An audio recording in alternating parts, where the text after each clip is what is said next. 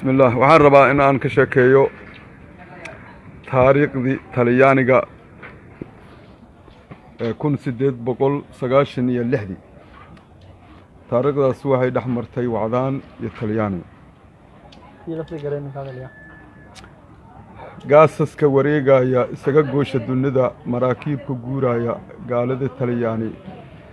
hadday soo galeen gayigayna Soomaaliya ku xirteen gantaalada garaska naasaridiisa ku garaacay gaasow iyo webiga gaarkiisa nimankii gurgurtoo afarta gaarka soo galay geel cadda wacdaan waaye geeri wuu yaqaanaa gadaal oo gurguro